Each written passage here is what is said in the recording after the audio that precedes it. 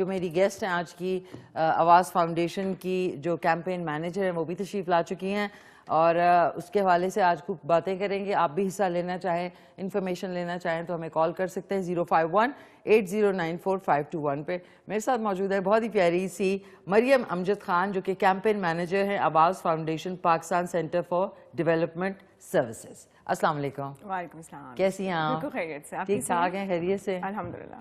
बहुत शुक्रिया आप तशरीफ़ लाएँ।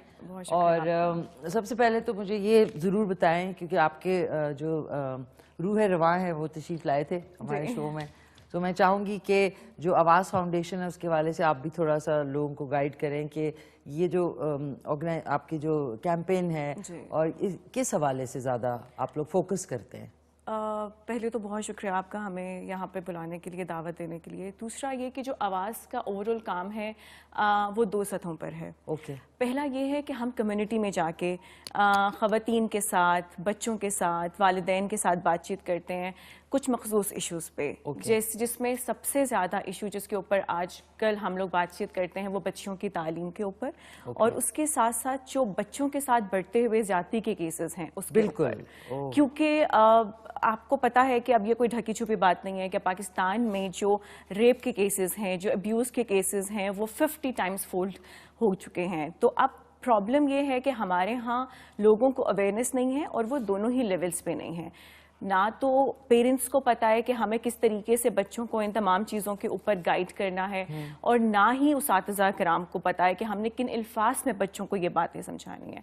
और उसके साथ साथ अगर हम देखें तो जो हमारे पॉलिसी लेवल पे बहुत ज़्यादा गैप्स हैं। हम जब कानून साजी करते हैं तो हम उन एंगल्स को भूल जाते हैं और अगर हो भी जाती है कानून साजी तो सबसे बड़ा जो मसला आता है वो ये कि इम्प्लीमेंटेशन नहीं है। ये एक बहुत बड़ा अलमिया है जो कि मैं भी हमेशा इस बारे में सोचती है, फिर मुझे गुस्सा भी चढ़ता है इस पर कि कानून पास हो जाता है, बिल भी पास हो जाता है, उस पर बड़ी वाह भी होती है और उसके बाद जो है वो इम्प्लीमेंटेशन नहीं होती है। इसकी जो सबसे बड़ी वजह है वो ये है कि लोगों को पता नहीं होता कि कानून है।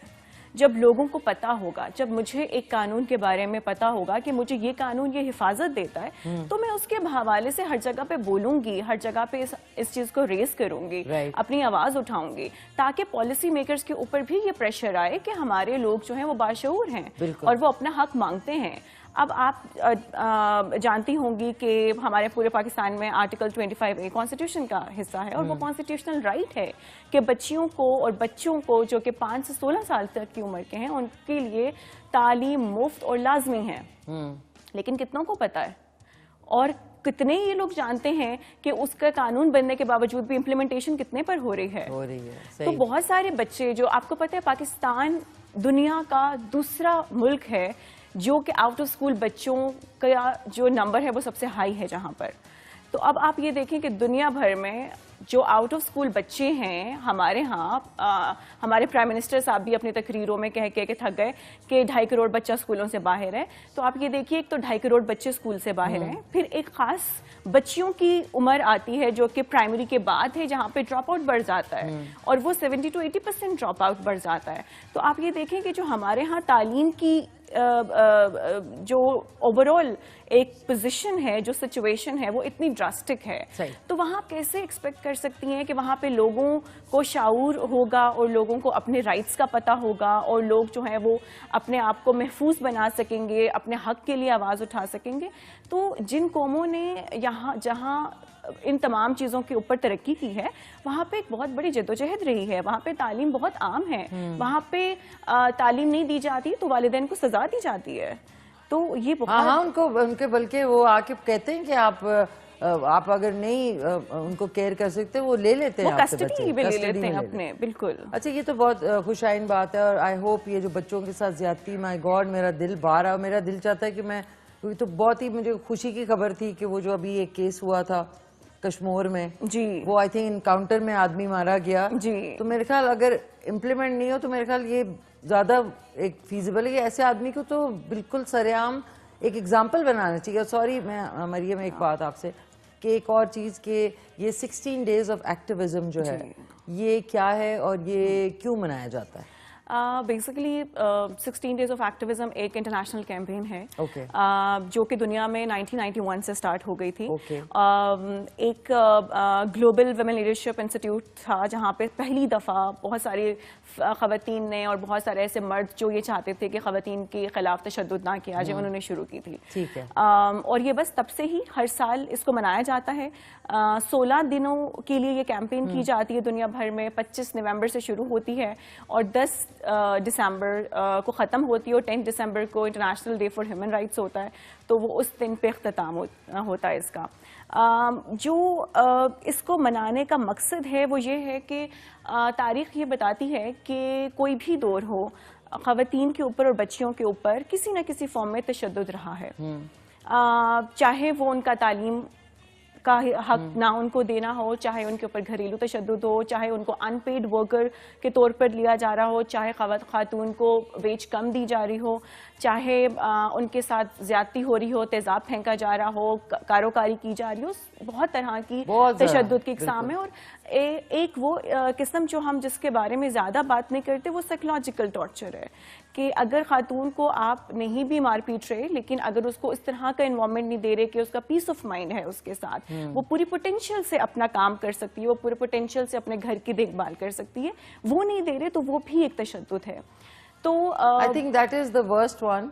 ये साइकोलॉजिकली अगर आपको हर वक्त प्रेशर में आपको एक आपका जो सेल्फ कॉन्फिडेंस है उसको हार्म कर दिया जाए, तो एक इंसान के लिए परफॉर्म करना बहुत आई थिंक बड़ा मुश्किल होता है। और जो लोग भी ऐसे करते हैं मैं तो उन्हें आई सैल्यूट देम। लेकिन आप ये भी तो देखिए, जो लोग इस तरह के प्रेशर में रहते हैं कि आपको लगता है वो फुल पोटेंशियल से अपना हिस्सा अदा कर पाते हैं सोसाइटी में, वो सिर्फ एक रोबोट की तरह ही रह जाती हैं ख़वातीन, जिनको पता होता है हमने सुबह उठना है, हमने ये काम करना है, बच्चों को स्कूल भेजना है, मियाँ का खाना बनाना है और घर की जिम्मेदारी उठानी, और बस उनका अपना खुशी, उनका अपना इनोवेशन, उनका क्रिएटिविटी, उनकी पॉलिटिकल इंटरेस्ट, वो सब चीज़ें बहुत पीछे रह जाती हैं। अच्छा, ऑन दिस नोट, इसी को आगे बढ़ाते हुए, कोई ऐसा आपकी हेल्पलाइन है जहाँ पे किसी के साथ अगर कोई नेबर्स हैं या कुछ है, उनको फील हो रहा है कि किसी खातून के साथ ऑन रेगुलर बेसिस तशद्दुद हो रहा है, फिजिकल वायलेंस उसके ऊपर हो रहा है, और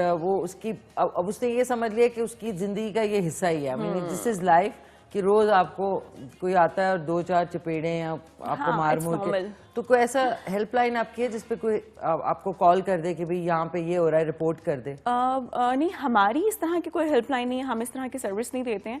अगर रख लें तो कितना अच्छा आइडिया है ना ये हेल्पलाइन। बिल्कुल, ये बहुत ज़रूरी है। लेकिन हम मिनिस्ट्री ऑफ ह्यूमन राइट्स की एक हेल्पलाइन है जिसको हम हर जगह पे यही बताते हैं आम इंसान को, ताकि वो अगर कभी भी उनको ज़रूरत हो तो वो ज़रूर उस पर जाएं और उस पर कॉल करें।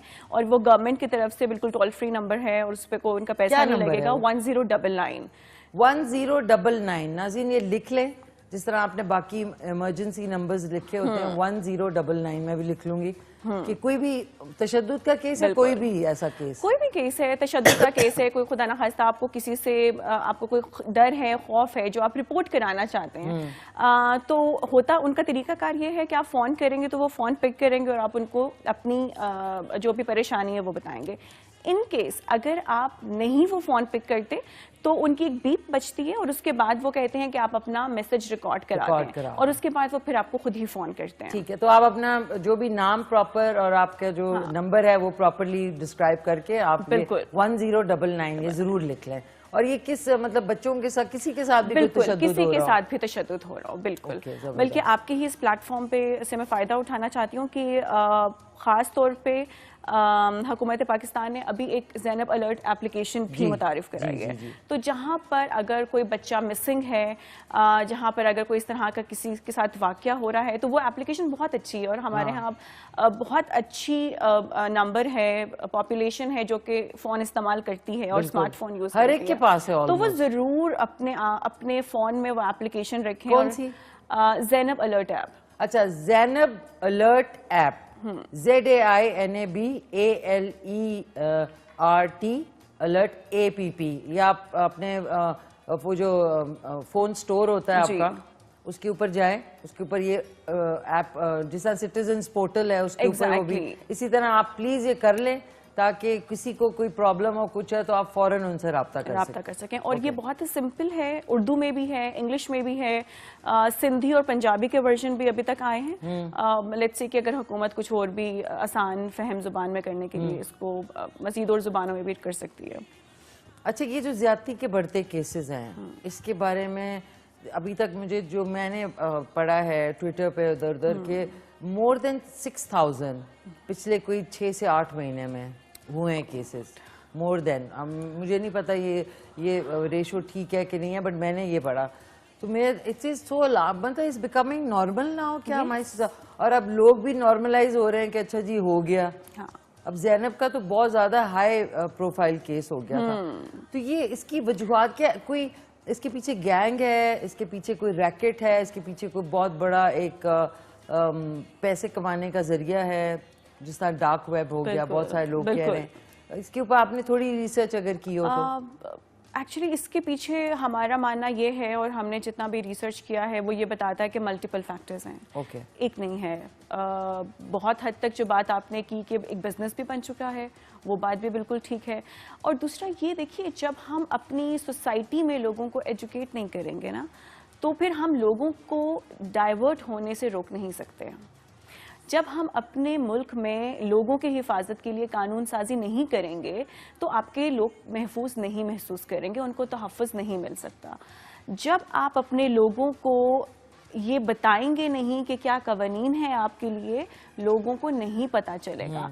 और मेरा ख्याल ये है कि हम ये कहते हैं कि केसेस बढ़ते जा रहे हैं, which is correct to some extent, लेकिन एक बात ये भी है कि केसेस अब शायद हमें पता ज़्यादा चलने लगे हैं क्योंकि लोग अवेयर होते जा रहे हैं। पहले बहुत सारे केसेस सामने नहीं आते थे, रिपोर्ट नहीं होते थे, जैसे कसूर का केस था, रिपोर्ट नहीं होते थे केसेस, लेकिन हो रहा था, अंडर द कारपेट चीजें चल रही थी। और सबसे बड़ा मसला हमारे यहाँ ये है कि इस तरह के इश्यूज को हम अपने इज्जत, गैरत, लोगों की नजरों में ना आए, लोग क्या कहेंगे, ये सब बातें करके भी कवर कर देते हैं। फिर ये कि बच्ची है, बेटी की शादी होनी है, तो बाद में क्या इश्यूज बनेंगे। वो जो ट्रॉमा से, अब देखिए वो जो बच्ची है जिसका कश्मीर में हुआ, वो इतना ट्रॉमेटाइज्ड है कि वो जो डॉक्टर है वो ये कह रहा है कि ये लाइफ लॉन्ग इसके लिए एक मसला है, ये she is traumatised for life. Because बचपन की जो एक आपका ट्रॉमा होता है वो आप साथ लेके चलते हैं।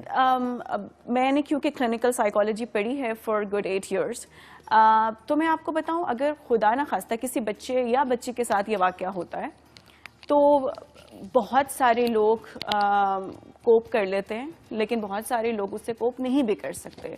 वो सारी जिंदगी एक इनसिक्योरिटी का शिकार रहते हैं। वो सारी जिंदगी इस हर शख्स को उसी नज़र से देखते हैं, वो सारी जिंदगी अपने फुल पोटेंशियल को एंजॉय नहीं कर पाते हैं। और जो लोग ठीक भी हो जाते हैं, आप को यकीनन अंदाजा होगा कि जैसे ही दोबारा इस तरह का वो केस सुनते हैं, कोई दोबारा चीज आती है तो उन्हें ट्रिगर करती है। बिल्कुल, बिल्कुल। और वो दोबारा उसी मेंटल स्टेट में चले जाते हैं।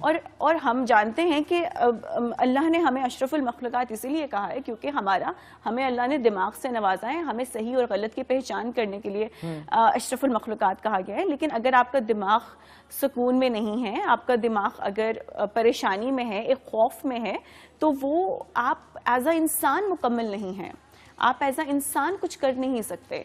ये अच्छा फर्ज करें, देखें ये तो अब एक वाकया हो जाता है, बच्चों के साथ हो रहा है, ज़ाहिर है उसके बाद उनकी जो मेंटल थेरेपी है उसके लिए कोई क्लिनिकल साइकोलॉजिस्ट, क्योंकि हमारे पाकिस्तान में तो सुना है कि साइकोलॉजिस्ट और साइकेट्रिस्ट मिला के 23 या 25 करोड़ आवाम के लिए सिर्फ 400 हैं। ये भी है एक मसला। तो उनकी फिर उनको कैसे साइकोलॉजिकली थोड़ा सा उनको हेल्प आउट किया, कौन करता है फिर? अब ये फर्ज करें बच्ची है, ये अस्पताल में पड़ी हुई थी अपनी मदर के साथ, इसको कौन लुक आफ्टर करेगा? क्योंकि देखिए पुलिस और ये वो तो उल्टे सीधे सवाल ही करते हैं। एग्जैक्टली, आप को ट्रॉमेटाइज्ड हो जाते हैं। कौन करता है? इसके लिए आप लोग कुछ कर रहे हैं?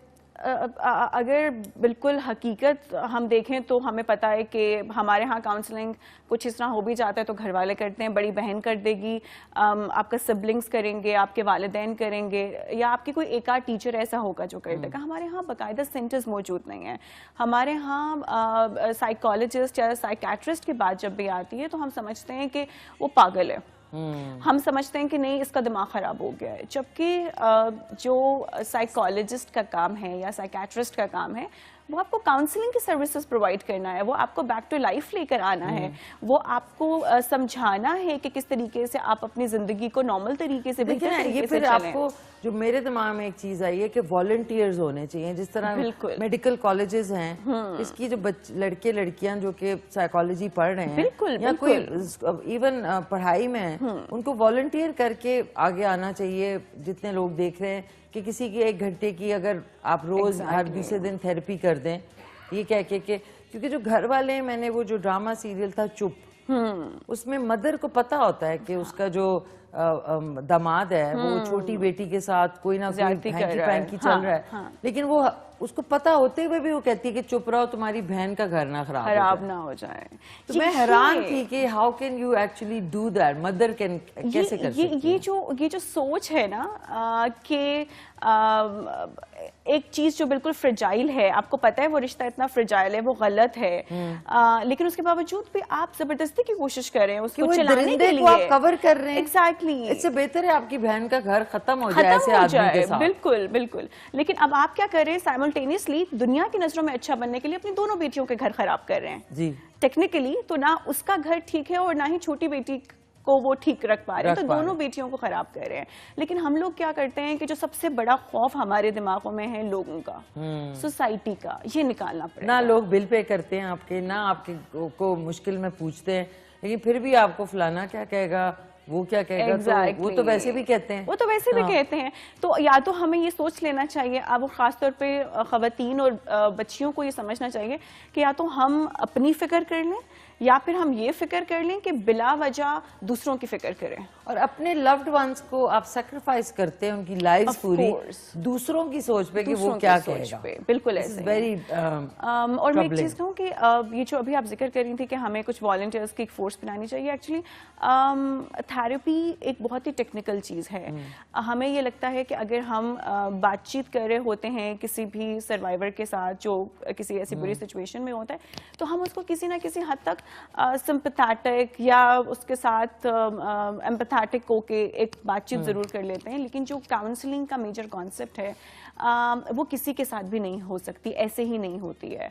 उसके लिए बाकायदा बहुत टेक्निकलिटीज हैं जो कि एक साइकोलॉजिस्ट या एक थेरेपिस्ट ही दे सकता है। तो होना ये चाहिए कि जितने भी हमारे जो पढ़ के आए हुए हैं साइकोलॉजी को, जो थेरेपी पढ़कर आए हुए हैं, उनके लिए गवर्नमेंट को ज़्यादा सीट्स निकालनी चाहिए, उनके लिए ज़्यादा जॉब्स, ज़्यादा इस तरह की अपॉर्चुनिटीज़ निकालनी चाहिए ताकि लोगों का रुझान भी बढ़े। और आपको पता है हुकूमतों का बहुत बड़ा रोल होता है, रियासतें बहुत मजबूत होती हैं, तो हमें ये लगता है कि रियासत को चाहिए कि इस तरह की कैंपेनिंग करे और बहुत बड़े स्केल पे करे। मरियम, ये लगता क्या है, ऐसे ही होता है कि वी आर ए नेशन, चाहे वो पॉलिटिशियंस हैं चाहे वो लोग हैं, कि हम लोग बातें कर करके इतना टाइम वेस्ट करते हैं कि कोई no all talk and no action. चाहे वो बच्चों के साथ ज्यादती है, चाहे वो कोई भी मसला हमारे मुल्क में है, उस पर टीवी पे भी आके बातचीत करके प्रोग्राम खत्म हो जाता है, फिर उस केस को फॉलो अप नहीं होते, नया केस आ जाता है, पिछला लोग भूल जाते हैं। तो ये एक साइकिल में हम लोग सारे ना 4 दिन हमने अफसोस किया, टसवे भा लिए, ओहो ये क्या हो गया। इसमें बहुत हद तक इंडिविजुअल हमारे अपना कसूर है कि हम क्यों इसके ऊपर नहीं सोचते, हम क्यों इसके ऊपर नहीं डिस्कस करते। आप मुझे बताइए, रोज़ाना घरों में ये खबर आती है ना, लेकिन कितने वालिदैन ने बैठ के अपने बच्चों से डिस्कस किया होगा, कितने मियाँ बीवी ने बैठ के ये इशू डिस्कस किया होगा। बुरे बुरे आई एम सॉरी वल्गर किस्म के ड्रामास इकट्ठे बैठ के देख लेते हैं, फिल्में देख लेते हैं, गाने सुन लेते हैं, लेकिन इस बात को बच्चों तक के यार अपना ख्याल आपने रखना है, बाहर जाना है, किसी से स्ट्रेंजर से बात नहीं करनी, कोई आपको गुड टच। अच्छा, टीवी पे भी कैंपेन चली गुड टच बैड टच। अब एक पसमानदा इलाके में जो आपके एंटेना वाला टीवी आ रहा है, उनको क्या पता बैड और गुड टच क्या है। आप ब्लेटेंटली बताएं कि कोई आपको छेड़े, कोई आपको हाथ लगाए आपके जगह पे कोई भी, तो उस फौरन जाके माँ बाप को बताएं। वो एक वो जो आमिर खान का शो था जी, उससे गुड टच बैड टच जो हमारे सबने सीखा, तो ऐसे तोते की तरह बोलना शुरू किया, good touch bad touch demonstrate किया ना उन्होंने। हाँ, हम डरते हैं, हम डरते हैं, हम अपने खौफ का शिकार हैं, हम सोसाइटी से डरते हैं, हम 100 तरह की अपनी गलत इंटरप्रिटेशंस निकालते हैं उसे। तो आसान फहम जुबान में आप देखिए, जब कोविड आया तो कितनी अच्छी एडवर्टाइजमेंट्स आ रही हैं टीवी पर, जी समझाया जा रहा है लोगों को। तो इसके ऊपर हर फोन रिंग पे अब आ रहा है बिल्कुल जी। अब एक दूसरी लहर आ रही है फलाना। इसी तरह बच्चों के लिए भी आप लोग कोई ट्यून्स निकालें कि बच्चों के किस तरह उन्होंने बैड टच और गुड टच। पढ़ाई लिखाई है नहीं, लोगों को क्या पता बैड टच गुड टच क्या है। मुझे याद है कि हम लोग स्कूल्स में जाते थे, तकरीबन 5-6 साल पहले की बात है, तो हम जाके उनके प्रिंसिपल से और एडमिनिस्ट्रेशन से कहते थे कि हमने बच्चों को ये वाली बातें समझानी है, तो वो हमें यूं घूर के हुए दिखते थे, ये आप लोग कहाँ की बातें लेकर आए हैं, मतलब ये क्या है, ऐसा तो नहीं होता। तो अब जब आप इस चीज़ को एक्सेप्ट ही नहीं करते, जब आप इस चीज़ को तैयार ही नहीं है और आपको ये लगता है कि नहीं, पता नहीं आप लोगों ने कोई गलत बात कर दी, और फिर उसके बाद हमारे ऊपर तो पेरेंट्स का बहुत प्रेशर होता है, कम्युनिटी का बहुत प्रेशर होता है, हम तो अपने स्कूल में ऐसी कोई बात नहीं कर सकते। तो फिर अब जब ये वाली चीज़ें बढ़ती जाएंगी तो आप मुझे बताइए कि फिर आप कब तक बात नहीं करेंगे। आज भी जब खबरें आती हैं कि ये वाला वाकया हो गया, तो घर के बड़े फौरन चैनल चेंज कर लेते हैं कि बच्चे बैठे हुए हैं, क्यों नहीं आप बच्चों को सुनने देते, तो क्यों नहीं आप बच्चों को बैठ के बताते। ये शर्मा शर्मी से निकलना पड़ेगा, हमें अपने बच्चों को महफूज बनाना पड़ेगा, हमें अपने बच्चों को ये बताना पड़ेगा कि भाई तुम्हें कोई कैसे छुए, तुम्हें कोई कैसे देखे, तो वो किस तरह गलत है और तुम्हें किसको आके बताना है। तो ये जो एक वालिदैन और बच्चों के दरमियान कम्युनिकेशन गैप है, जो दोस्ती नहीं है, अब अब्बा जी आए तो अब्बा जी से डर के रहना है, अम्मी आए तो ठीक है मतलब की बात कर दो, तो उससे निकलें थोड़ा सा। बिल्कुल बिल्कुल। और नाज़रीन प्लीज़, ये जो बच्चों के साथ ज्यादती की केसेस हैं इसको लाइटली ना लें। मतलब आप सोचिए 4 साल की, मैं जब किसी जगह जाती हूँ मैं देख रही होती हूँ, मेरी सोच वहाँ तक चली जाती है कि गॉड, ये कौन वैशी हैवान जिसको इतनी छोटी सी मासूम बच्ची के साथ इस तरह का ख्याल भी कैसे आया। ये हमारी सोसाइटी का बहुत बड़ा अलमिया बनता जा रहा है, इसको रोकें। आप लोग बच्चों को समझाएं, घर से बाहर रेडी वाले के, दुकान वाले के, दही वाले के, रोटियों वाले के ना भेजा करें। मैं तो अब खड़े होकर डांट देती हूँ कि चलो बेटा घर जाओ। फिर मैं उनके घर में 2-3 दफा मैं जा चुकी हूँ अपने एरिया में, कि आपके बच्चे वहाँ पे दुकान वाले के साथ अंदर काउंटर के अंदर खड़े हुए क्यों बातें कर रहे हैं, बिल्कुल क्यों बातें कर रहे हैं, आप लोग को क्यों नहीं समझ आती। फिर खुदा ना करे ऐसा कोई वाकया होता है, फिर बाद में टसवे लोग बातें, ओ जी क्या हो गया हमारे साथ। अच्छा प्लीज़, एक ये तो हमने बात कर रहे हैं, जो पसमानदा इलाकों में आप लोग, अभी कोविड की वजह से इंटरनेट फैसिलिटीज़ नहीं थी, वहाँ पे बड़ा मुश्किल हो रही थी, तो वहाँ पे जो तालीम का ये वहाँ पे बंद थे स्कूल सारे, तो किस तरीके से आपने उस चीज़ को टैकल किया, आप ज़रूर ये बताएं। मैं ज़रा अपनी जो वेजिटेबल फ्लावर है वो भी चेक कर लूँ ज़रा, आप बताइए ज़रूर। ऐसा है कि हम बिल्कुल जानते हैं कि हमारा जो मेजॉरिटी है वो रूरल एरियाज़ में लोग रहते हैं, और हमें ये भी पता है कि हमारे यहाँ बहुत ज़्यादा लोगों के पास एक्सेस नहीं है 24/7 इंटरनेट की। तो हुकूमत ने कह तो दिया कि एक टीवी चैनल चलेगा जो कि बच्चों को तालीम देगा घर बैठ के, लेकिन असल में इस तरह से चीज़ें होती नहीं हैं। हमारे यहाँ हमेशा से यही कॉन्सेप्ट रहा है पढ़ने पढ़ाने का कि एक उस्ताद है और बच्चे बैठे हुए हैं और वो पढ़ रहे होंगे, ठीक है। लेकिन जब आप ये देखें कि एकदम से सब चीज़ें बंद हो गई और आपने कहा कि टीवी के ऊपर बैठ के आप देखेंगे, तो वो सीरियसनेस डेवलप ही नहीं हुआ, ना पेरेंट्स का और ना ही बच्चों का। और जहाँ पर ऑनलाइन क्लासेस की बात हुई, जहाँ पर ये देखा कि इंटरनेट दिया जाए, तो आपको पता है हमारे बहुत सारे इलाके ऐसे हैं जहाँ पे इंटरनेट के एक्सेस नहीं है, और अगर है भी तो घर में 3 बच्चे या 4 बच्चे हैं, फोन 1 है या 2 है, तो 4 बच्चे कैसे एकदम से बैठ के 2 फोन के ऊपर अपनी क्लासेस अटेंड करेंगे। और उनके पास क्या इतने फोन, स्मार्टफोन्स हैं पसमानदा इलाके में, शायद एक ही हो घर में, एक ही होगा घर में, कैसे मैनेज करते हैं। और अगर एक भी है तो आपको यकीनन इस चीज का अंदाजा होगा कि हमारे यहाँ प्रेफरेंसेस होती है कि बेटे को दे दिया जाए, बस तो वो बेटे को तो मिल जाएगा, लेकिन जो बेटी की तालीम है वो तो वहीं पे सफर कर रही है। इसी तरीके से हमने कोविड के टाइम में एक सर्वे किया और हमने ये देखने की कोशिश की कि बच्चियां जो हैं अब किस तरीके से स्कूल में वापस जा पाएंगे इस कोविड के बाद। तो जब हमने उनसे सवाल पूछा तो आप यकीन करें कि ऑलमोस्ट 54% का नंबर था जिन्होंने कहा कि हम जाना तो चाहते हैं लेकिन हमें यकीन नहीं है कि हम जा पाएंगे या नहीं जा पाएंगे। क्योंकि देखिए पहले ही पाकिस्तान में इतनी गुर्बत है और अब कोविड के बाद हमारे माशी हालात बहुत सारी फैमिलीज के बहुत डिस्टर्ब हुए हैं। तो वो यही बात आती है सामने कि हम चाहते तो हैं पढ़ना लेकिन जाहिर है क्योंकि अब बेटी को तो फिर भी हम सिलाई कढ़ाई करा देंगे या बेटी को तो फिर भी हम घर बिठा देंगे लेकिन बेटे को भेज देंगे स्कूल पढ़ने के लिए। क्योंकि बेटा प्रायोरिटी है, क्योंकि उनके नजदीक बेटे ने कमा के लेकर आना है, घर चलाना है। हाय। तो ये वाले इश्यूज बहुत ज्यादा अपनी जगह पर रहे हैं। हमने जब ये कोविड का टाइम आया तो हमने हुकूमत पाकिस्तान के कुछ रिप्रेजेंटेटिव से यही वाली बात की, अपने जो हमारे MPs MNAs हैं उनसे जाके यही दरख्वास्त की कि आप कोविड के टाइम में अब इस तरह का कोई तरीकाकार लेकर आएं, क्योंकि इंटरनेट के जरिए पढ़ना हमारे यहाँ लोगों के लिए अभी नहीं पॉसिबल। अभी इवन बाहर के मुल्कों में अभी तक ये वो कैसे कॉन्सेंट्रेट करते हैं। एग्जैक्टली वो अभी तक इस चीज को देख रहे हैं कि हम कैसे बच्चों को एंगेज कर पाएं, कैसे बच्चों को क्वालिटी टाइम दे पाएं। तो ये चैलेंजेस वहीं पर हैं। और जहां तक बात रही हमारी, हम लोगों ने क्योंकि कम्युनिटी में खुद जाके नहीं पढ़ा रहे होते, लेकिन हमारी एक मुसलसल जो काविश रही है वो पॉलिसी मेकर्स के साथ रही है कि ये जो इंटरनेट पे पढ़ने का कॉन्सेप्ट है ये बहुत अभी दूर है हमारे जैसे ममालिक में। वहां पर आपको छोटे छोटे स्कूल्स बनाने पड़ेंगे जहां पे एक टीचर 10 बच्चों के साथ या 15 बच्चों के साथ बैठ के सारे प्रोटोकॉल्स को फॉलो करते हुए पढ़ा सके, और ऐसे ही बच्चों और बच्चियों दोनों के साथ।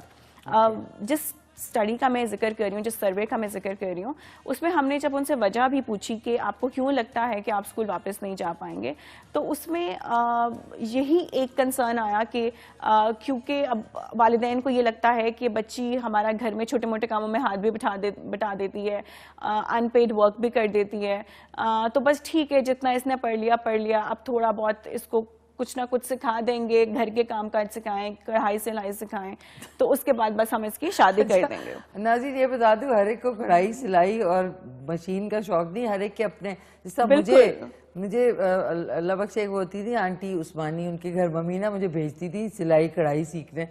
एक कमीज जो थी ना उसकी तुरपाई मैंने 3 हफ्ते तक ना लगी रही। किसी का एप्टीट्यूड नहीं होता, किसी का एप्टीट्यूड नहीं होता खाना पकाना। ये लिखा हुआ नहीं कि हर लड़की को खाना बनाना आना चाहिए सरवाइव करने के लिए, बट शौक नहीं होता। किसी का शौक होता है स्टिचिंग का, किसी का डिजाइनिंग का। तो प्लीज एप्टीट्यूड जरूर देखा करें। तो हम लोग बहुत ही लकीर के फकीर, लड़कियां खाना जरूर पकाएं। भाई हर नहीं पकाता, नहीं पका सकता। बट ये कि इट वाज ग्रेट मरियम, बहुत अच्छा लगा। आप अपने जो फेसबुक और उसकी जो आवाज़ फाउंडेशन के जो जगह हैं, ताकि लोग अगर आपसे इनबॉक्स आना चाहें, कोई मदद के अलावा कोई रिपोर्ट चीज़ करना चाहे वो भी कर सकते हैं। तो हमारा ईमेल एड्रेस नोट कर लें, info@awaz awaz.cds.org.pk। ठीक है। तो अगर किसी भी तरह की कोई शिकायत है, कोई बता दें, बड़ा मुश्किल है। info@awaz CDS साथ ही लिखेंगे, आवाज का CDS लिखेंगे .org.pk। और फेसबुक का फेसबुक नहीं, ट्विटर का हैंडल है हमारा, अगर नोट कर लें, @awazcds2। ओके। ट्विटर पे आप ऐड करके @awazcds2 के नाम से इनको आप ज्वाइन कर सकते हैं। जाते जाते से पूछूंगी आपको क्या खाने में पसंद है? खाने में चाइनीज, पाकिस्तानी, थाई, सब चीजें पसंद है। खुद अच्छा क्या बना लेती हैं? वैसे मैं कुछ खुद से अच्छा खाना बना लेती हूँ माशाल्लाह। हाँ, ऐसी बात नहीं है नाज़रीन, सरवाइव करने के लिए हर खातून बना सकती है, बट उसका ड्यूटी नहीं है कि वो खाना ही पकाए। है, बिल्कुल बिल्कुल। ये चीज हमारे वालिदैन को, बड़ों को, बहनों को, सबको समझनी चाहिए और हमें सपोर्ट करना चाहिए खवातीन को एक दूसरे में, वो जिस चीज में भी एक्सेल करना चाहिए। ये भी बता दूं, दुनिया के मोस्टली औरतें भी हैं, नाइजेला लॉसन हैं, फ्रूलेथ हैं, बहुत सारी और लेडीज हैं जो कि बड़ा अच्छा कुकिंग करती हैं, लेकिन शेफ जो है वो आदमी ही होते हैं होटल्स में। इसलिए थैंक यू सो मच, बहुत अच्छा लगा मरियम आपसे मुलाकात करके। मरियम अमजद खान हमारे साथ थी, कैंपेन मैनेजर आवाज़ foundation, Pakistan centre for development services. आपका बहुत बहुत शुक्रिया। बहुत शुक्रिया।